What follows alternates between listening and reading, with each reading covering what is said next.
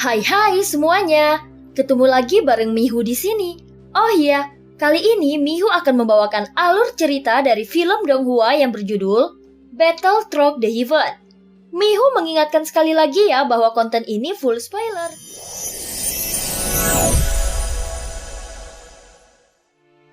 Melanjutkan dari kisah sebelumnya. Pada saat ini terlihat langit yang dipenuhi pasir kuning membawa angin kencang. Di tempat ini, pasir kuning bergerak sangat cepat, itu mempunyai daya penghancur yang kuat. Di tempat ini selain tulang belulang dari mayat klan Yuanzhen, bahkan puncak gunung pun tidak mampu menahan erosi pasir kuning. Hanya sisa-sisa mayat klan Yuanzhen yang dapat bertahan dalam baptisan angin dan pasir jangka panjang. Namun pada saat ini di langit yang dipenuhi pasir kuning, terlihat beberapa pelangi panjang mengejar sesosok wanita. Dan sosok itu sepertinya telah menemukan keberadaan kelompok Xiaoyan. Segera dia memutar arah dan bergegas menuju kelompok Xiaoyan. "Saudaraku, bisakah kau membantuku? Aku pasti akan membalas kebaikanmu," ucap wanita yang sedang dikejar itu. Di belakangnya ada sosok yang tak terhitung jumlahnya sedang mengejarnya. Wanita itu berambut merah dan mengenakan gaun ketat berwarna hitam. Rok panjangnya telah rusak.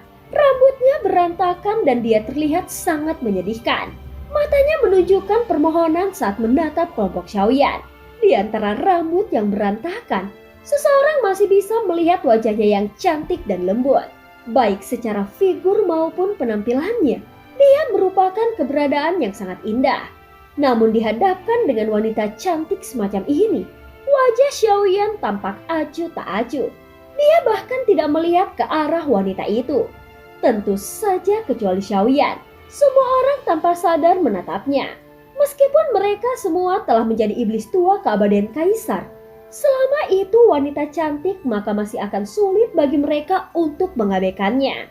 Apalagi saat ini wanita di udara terlihat berantakan itu membuat orang merasakan rasa cinta dan kasihan.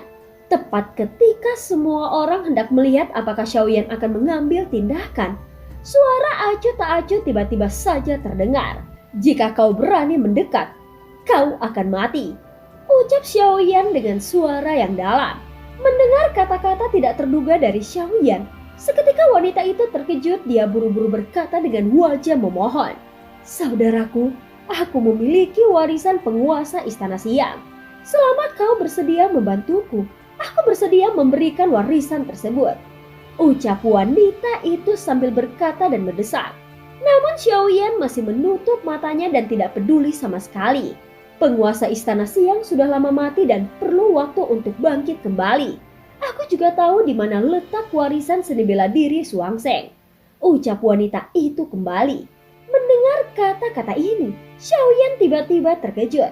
Lalu dia mengangkat kepalanya untuk menatap wanita itu. Hanya pada saat inilah Xiaoyan mengangkat tangannya sebagai isyarat untuk membantu. Segera Long Biao dan Jin Dongming keduanya mengambil inisiatif untuk menjarah. Untuk Jin Dongming yang mengikuti Xiaoyan dari awal hingga akhir, secara alami dia paling patuh kepada Xiaoyan. Meskipun kekuatan yang dipancarkan Xiaoyan di permukaan masih keabadian kaisar langkah ke-6, bagi mereka semua itu tidak lebih dari tampilan yang menipu. Mereka semua sudah melihat dengan mata kepala sendiri bagaimana kekuatan tempur Xiaoyan. Dan mereka tidak lagi meragukan kekuatan Xiaoyan. Kekuatan yang ditunjukkan Xiaoyan selalu tak terduga dan sarana yang dia miliki bahkan tidak ada habisnya. Pertama adalah pertarungannya melawan Tianxun. Dia bisa mengalahkan keabadian kaisar langkah ke-9 dengan tangannya sendiri. Sejak saat itu semua orang berpikir bahwa kekuatan sejati Xiaoyan sebenarnya keabadian kaisar langkah ke-9. Eksistensi seperti itu sudah sangat kuat dan tidak banyak orang di dunia ini yang memiliki kekuatan seperti itu. Namun mereka lagi-lagi dikejutkan dengan pertarungan Xiaoyan melawan Wan Ji. Semua orang mengira bahwa Xiaoyan akan dikalahkan dan terbunuh. Tetapi dalam sekejap mata, kekuatan Xiaoyan langsung meroket. Dan dia benar-benar mengalahkan keabadian para dewa. Sejak saat itu, pandangan mereka tentang kekuatan sejati Xiaoyan berubah lagi. Xiaoyan yang mereka ikuti sebenarnya memiliki kekuatan keabadian para dewa. Keberadaan seperti itu merupakan eksistensi tertinggi di mata semua orang. Hanya segelintir orang yang bisa mencapai kekuatan keabadian para dewa. Jika mereka tahu bahwa faktanya kekuatan Xiaoyan hanya keabadian kaisar langkah ke-6, mereka mungkin tidak akan mempercayainya. Bagaimana mungkin keabadian kaisar bisa mengalahkan keabadian para dewa? Situasi ini pada dasarnya tidak mungkin. Ini seperti perbedaan antara Dewa Dao dan keabadian kaisar. Ada perbedaan mendasar dalam kekuasaan di antara keduanya. Kekuatan tempurnya bahkan tidak berada pada level yang sama. Oleh karena itu mereka yang menyaksikan pertarungan Xiaoyan satu demi satu. Semua orang termasuk Zhonggu mengagumi Xiaoyan. Di mata mereka, Xiaoyan sangat kuat. Dan dia adalah eksistensi yang dapat bersaing dengan keabadian para dewa. Namun dia dengan rendah hati memperlihatkan kekuatan keabadian Kaisar Bintang 6 di permukaan. Pada saat ini beberapa sosok yang mengejar wanita itu berhenti di kejauhan setelah melihat Jin Dongbing dan Long Biong muncul. Dengan kekuatan keduanya, itu sudah cukup menjadi penghalang untuk menakuti pihak lain. Setelah beberapa keraguan, mereka berbalik dan pergi meninggalkan tempat ini. Hadapun wanita yang mengenakan pakaian yang compang-camping itu, dia segera mendatangi Xiaoyan. Dia menangkupkan tangannya sambil berkata, "Saudaraku, terima kasih atas bantuanmu," ucap wanita itu. Pada saat ini terlihat tubuh wanita cantik itu berlumuran noda darah. Sepertinya dia juga telah melalui pertarungan yang sulit. Di mana warisannya? Ucap Xiaoyan berkata dengan suara yang dingin. Mendengar kata-kata Xiaoyan, wanita itu menggigit bibir merahnya lalu mengulurkan telapak tangannya. Di antaranya ada potongan peta yang hanya seukuran telapak tangan. Tempat ini sangat luas. Kalau bukan karena peta yang tidak lengkap ini sangat sulit menemukan lokasinya, ucap wanita itu. Xiaoyan mengangkat jarinya dan peta rusak itu melayang di depannya. Sebelum memastikan bahwa tidak ada yang salah dengan sisa gambar ini, Xiaoyan bahkan tidak pernah menyentuhnya. Melihat gambar rusak di depannya, tanda di atasnya tampak misterius. Setelah Xiaoyan melihatnya sebentar, dia tidak dapat menemukan misterinya. Dia tidak tahu apakah gambar ini benar atau salah. Meskipun peta ini tidak jelas, aku membutuhkan puluhan tahun satu atau dua di antaranya. Saudaraku, jika kau tidak keberatan, aku bisa memimpin jalannya. Ucap wanita itu menatap Xiaoyan dengan ekspresi memohon. Tunggu, seni bela diri apa yang kau katakan tadi? Tanya Xiaoyan. Dia tidak setuju dengan tawaran wanita itu, sebaliknya dia terus bertanya. Itu adalah senjata yang diwarisi dari garis keturunan inti Yuan Shen. Ucap wanita itu. Saat dia berbicara, dia terus memancarkan pesona dengan setiap gerakan yang dia lakukan. Namun meski begitu, Xiaoyan masih acuh tak acuh terhadapnya. Baik, kau boleh pergi. Peta ini adalah imbalan yang kau berikan untuk menyelamatkan dirimu, ucap Xiaoyan dengan nada yang datar. Ketika wanita itu melihat bahwa Xiaoyan tidak berniat membawanya bersamanya, dia tiba-tiba menjadi sedikit cemas. Saudaraku, aku sangat mengenal tempat ini. Semua temanku telah tewas dalam pertempuran. Sekarang aku hanya sendirian. Bisakah kau membawaku bersamamu? Aku berjanji tidak akan menyulitkanmu. Dan aku juga dapat memahami sebagian besar peta ini, ucap wanita itu sambil terbang ke arah Xiaoyan dan berkata dengan tergesa-gesa. Wanita itu menggertakkan giginya. Dia tampak sedih dengan mata merah, tetapi Xiaoyan masih mengabaikannya. Pada saat ini Xiaoyan telah membawa semua orang di kelompoknya dan langsung pergi. Wanita itu telah ditinggalkan sendirian di pasir kuning. Sampai setelah Xiaoyan pergi, kemerahan di matanya menghilang menjadi lebih jernih. Bukankah tubuhku cukup menarik? Aku tidak mengira bahwa dia bahkan tidak tergoda sedikit pun. Sungguh karakter yang luar biasa. Karena itu tidak bisa membangkitkan keinginannya untuk melindungiku, maka sekarang biarkan aku yang melindunginya, ucap wanita itu berkata dengan senyum di sudut mulutnya. Setelah berbicara, wanita itu tiba-tiba mengubah penampilan dan pakaiannya. Ada juga perubahan halus pada wajahnya. Warna rambut merahnya juga memudar digantikan dengan warna hitam. Jika saat ini Xiaoyan dan Zhonggu melihatnya, sekilas dapat dikenali bahwa wanita ini tidak lain adalah Puan Yuyan dari dunia dewa iblis abadi. Yuyan mengubah penampilannya lagi mengenakan gaun putih. Dan rambutnya diikat dengan jepit emas bersulam naga. Seluruh temperamennya telah berubah dari yang manis dan menyedihkan menjadi wanita yang dingin dan menawan. Hal ini membuat semua pria tidak berani mendekatinya. Telapak kakinya yang putih dan lembut melangkah pelan. Setelah itu sosoknya menghilang dari pasir kuning. Di sisi lain, Xiaoyan melihat garis-garis pada peta yang dia ambil. Dia mengamati medan dari waktu ke waktu. Namun Xiaoyan masih belum menemukan rahasianya. Saat dia memasuki tempat ini, semua orang tampaknya benar-benar kehilangan arah. Dan langit yang dipenuhi pasir kuning membuat langit di sini tiba-tiba menjadi cerah. Sial, sepertinya kita tersesat, gumam Xiaoyan. Setelah sekian lama, semua orang kembali berada di langit yang penuh pasir kuning.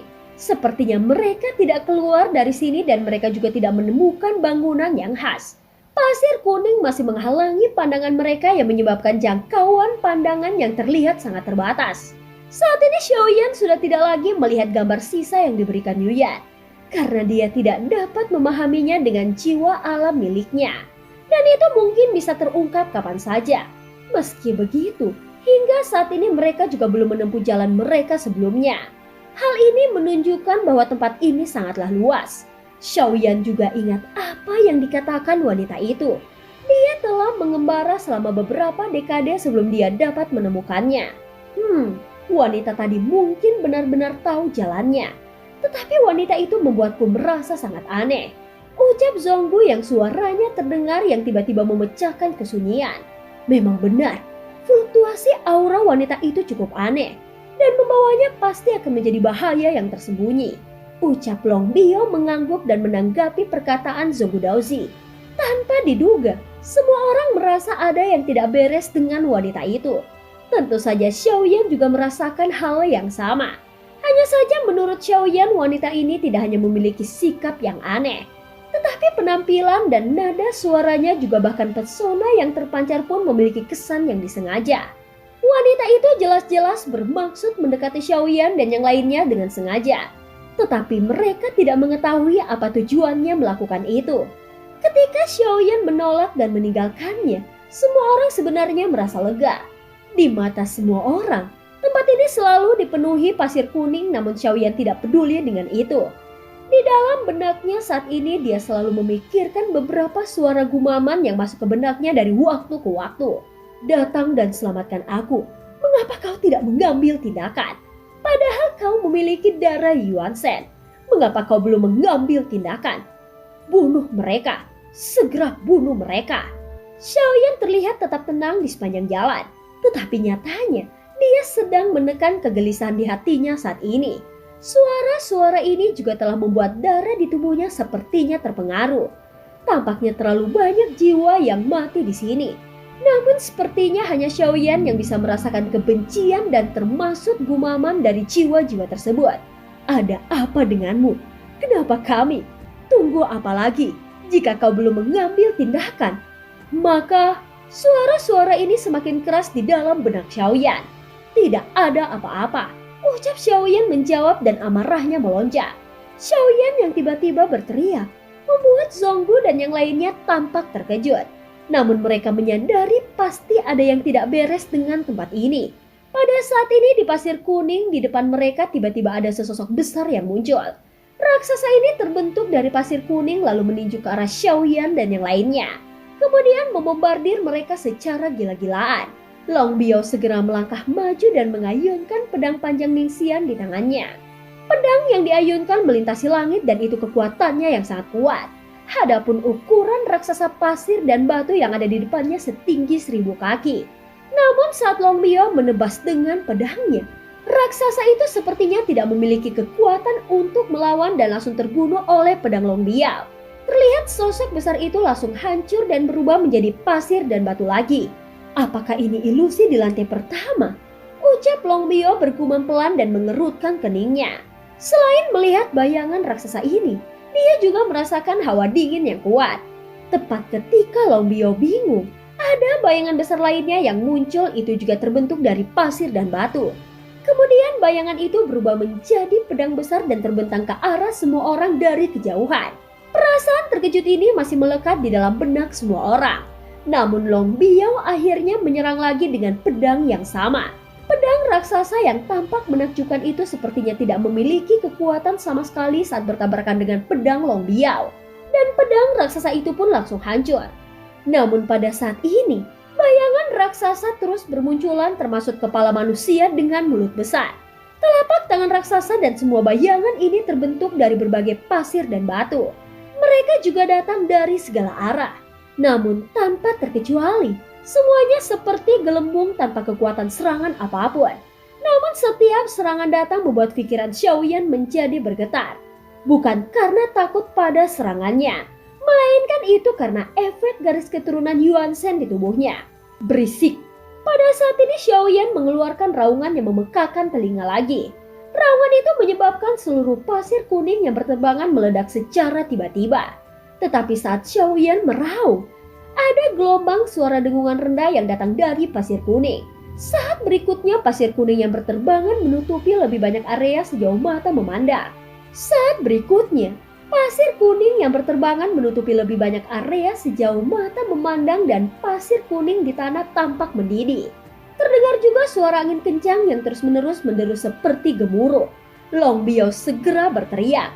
Melihat kerangka putih besar yang meraung ke arahnya dari pasir kuning, mata Long Biao menyipit. Kali ini adalah kesempatannya untuk pamer kekuatannya.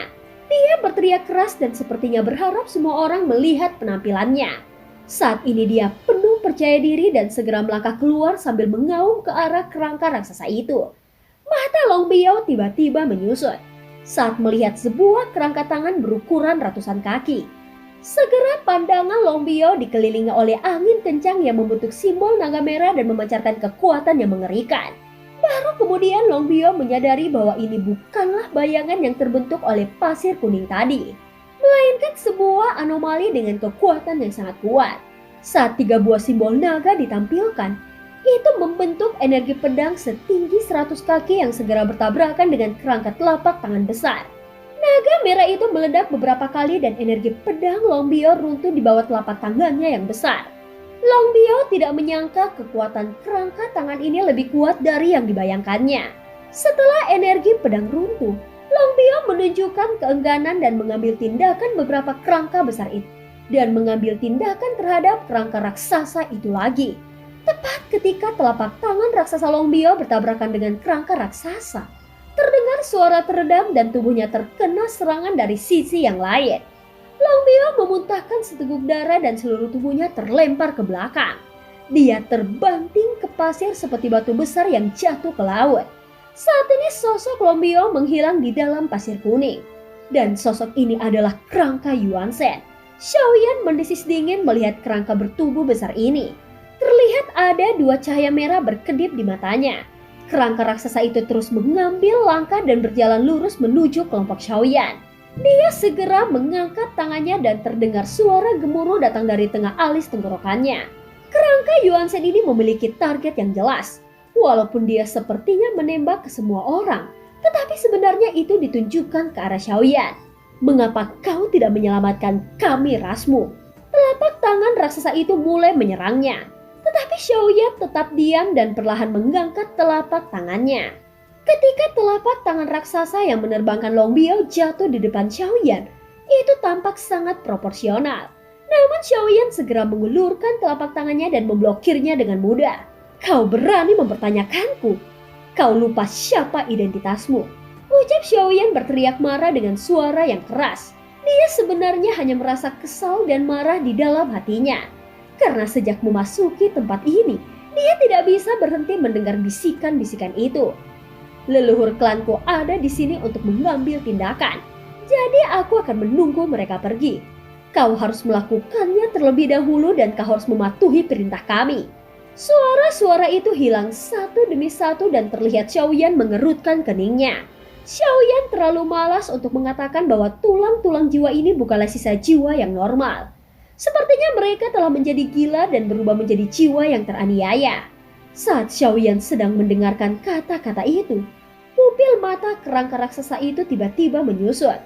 Karena selain raksasa tulang putih setinggi 1000 kaki di depan Xiaoyan, Mereka juga dikelilingi oleh kerangka Yuansen lainnya yang menjulang tinggi.